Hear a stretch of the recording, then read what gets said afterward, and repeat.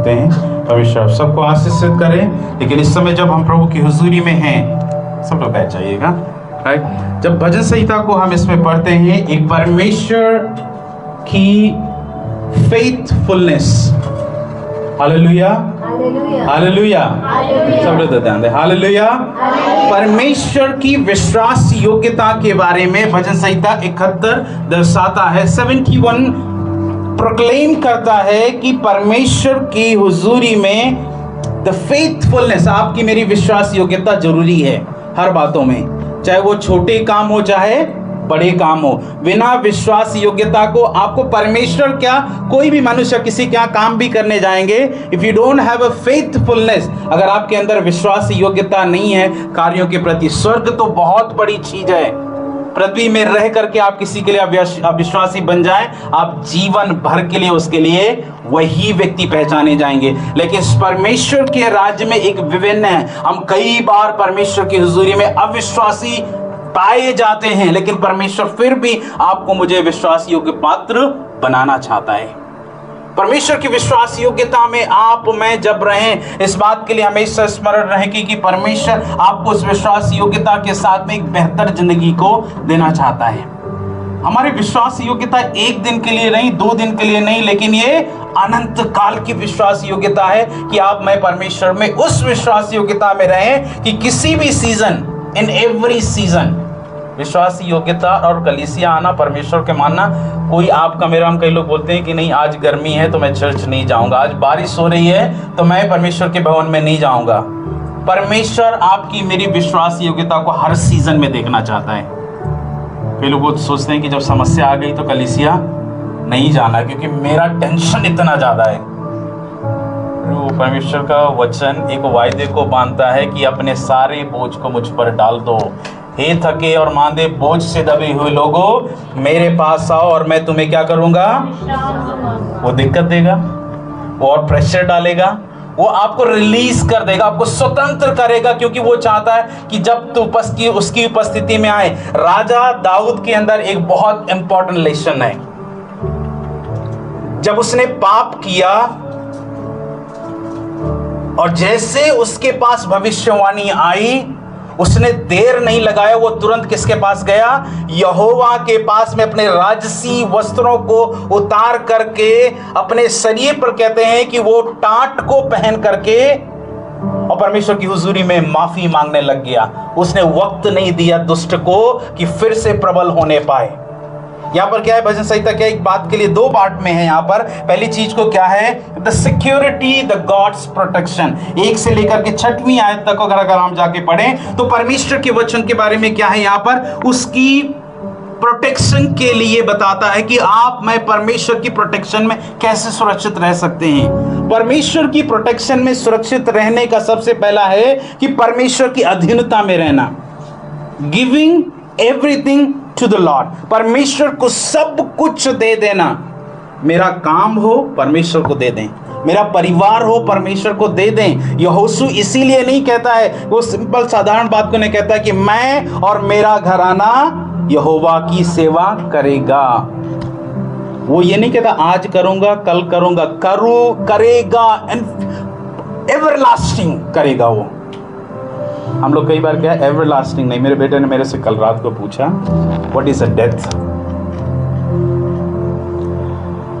मैंने एक बात के लिए उसको समझाया, वो काफी नर्वस हो गया, रोने लग गया बहुत देर तक। उसने बोला कि जीवन जिस प्रकार से है मनुष्य का, वो कुछ समय के लिए देन इज गेट डाई, मनुष्य मर जाता है, लेकिन मरने के बाद में फिर क्या, वो फिर मरता है। मैं बोला नहीं, मृत्यु अस्थायी है, लेकिन स्वर्ग का जीवन अनंत काल का है, राइट।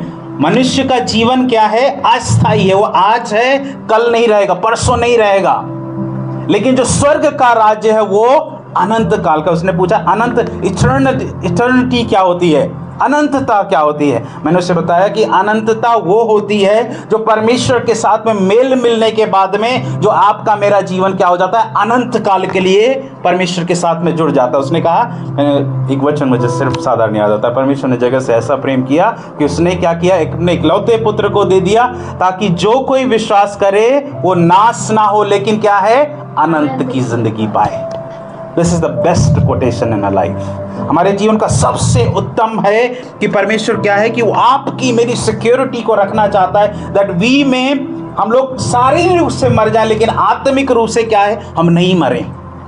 आत्मा आपकी मेरी गवाह ठहरनी चाहिए कि परमेश्वर के साथ में जुड़े रहने के लिए हमेशा बने रहना चाहिए। और इंपॉर्टेंट यह है कि परमेश्वर की हुजूरी में परमेश्वर को हर समय आदर देना जरूरी है। यहां पर दाऊद लिखता है कि मैंने बचपन से सीखा है। बचपन आपका मेरा शायद मसीह को नहीं जानता रहो, लेकिन बचपन वहां से प्रारंभ होता है जिस दिन से मैंने मसीह को, यीशु को कहा यीशु तो मेरा पिता है। आज से ही एक्सेप्टेड, उसने एक बाप के नाते उसने स्वीकृत किया, उसने कहा आज से तू मेरी संतान है। और उसका संतान होने का अर्थ है कि मतलब मेरा बचपन वहीं से प्रारंभ हो गया है। मैं मसीह में उसी दिन जन्मा जिस दिन मैंने यीशु को जान लिया। वो मेरी सुरक्षा का कवच उस दिन से बन गया। इसीलिए राजा दाऊद कहता है उसने बचपन से हर चीज को सीखा। वो जाकर के भेड़ बकरियां चराता, हर चीज की देख रेख रखता, लेकिन उसने परमेश्वर को उस समय से जाना। और आपने मैंने जाना जब परमेश्वर को हमने स्वीकृत किया, Lord now you are my father, अब मेरा तू पिता है, तू मेरा सहायक है, तू मेरा रक्षक है, तू मेरी देख रेख करने वाला है। तो वो परमेश्वर जो कभी ऊँगता नहीं है, तू यहोवा जायरे है, तू चंगा करने वाला परमेश्वर है। वो दाऊद के शब्द आप सबके लिए मेरे लिए हैं। इंपॉर्टेंट परमेश्वर को देना हर बातों में जरूरी है। The Bible says, भजन संहिता 100 में आकर के हम अगर देखें, बाइबल बताती है कि ताली बजा करके गानी है। अगर मैं ताली बजाऊं आप नहीं बजाएं तो परमेश्वर की महिमा कर रहे हैं हम, आधी अधूरी महिमा कर रहे हैं। अगर यहाँ से कोई टीम कहती है कि आओ हम नाच करके गा करके आराधना करें, वो परमेश्वर की आत्मा की अगुवाई के द्वारा आए हम खड़े हो जाए, प्रभु के नाम की महिमा करें। हर एक विधि विधान कलीसिया के, इसीलिए बताया जाता है चर्च आना क्यों जरूरी है। चर्च आना जरूरी ये है कि हम कलीसिया के विधि विधानों को और कलीसिया के अनुसार चलने वाली चीज़ों को हम समझ सकें और उसके अनुसार चल सकें। उसके अगर हम उसके सेकेंड पार्ट में आकर के उसके 7 से लेकर के 16 तक में अगर हम देखते हैं कि टेस्टमनी ऑफ गॉड्स फेथफुलनेस, आपके मेरे जीवन की क्या है, गवाहियों के लिए है। परमेश्वर आपके लिए मेरे लिए कितना विश्वास योग्य है, ये आपको मुझे गवाह ठहरना है इन एवरी सिचुएशन।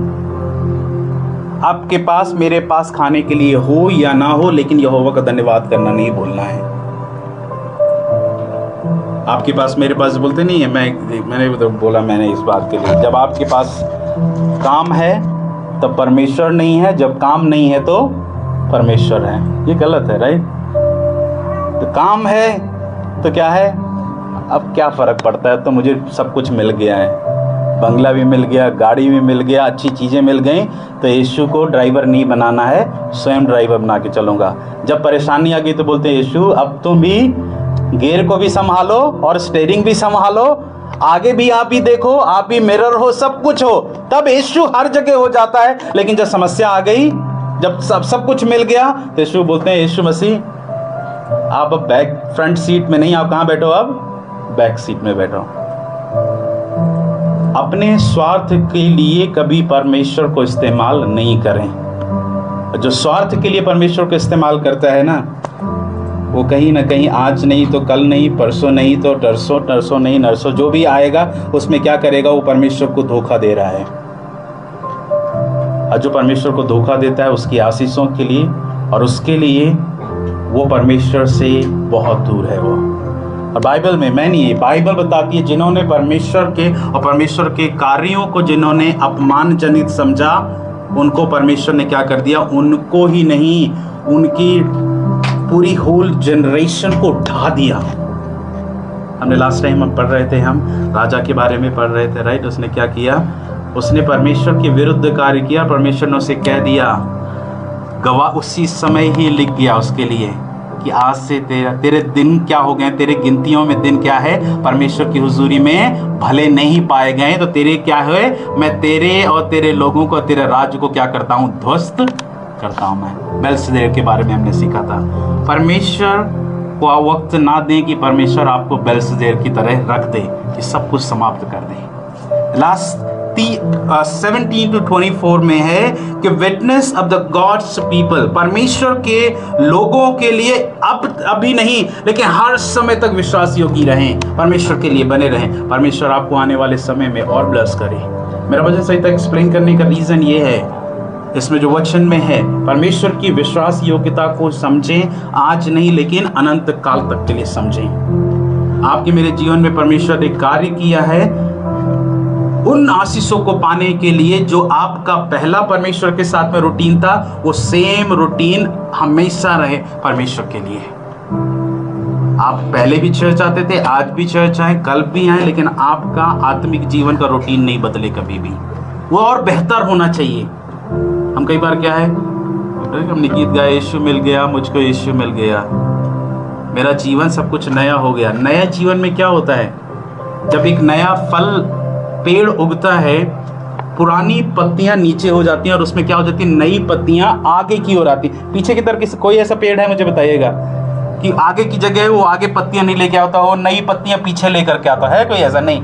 वो हमेशा कोई भी डाली होगी, जब पत्तियां आएंगी तो आगे की ओर जितनी भी नई नई डालियां हैं और उसमें जितने नए पत्ते हैं, जो नए जने पत्ते हैं, वो आगे की तरफ आते हैं, ना कि पीछे की तरफ आते हैं। तो परमेश्वर आपको मुझे नया करना चाहता है कि हम नए डाली के साथ में हम आगे बढ़ सकें, नई आत्मा के साथ में बढ़ सकें, नए विश्वास के साथ में बढ़ सकें और परमेश्वर के नाम की महिमा कर सकें।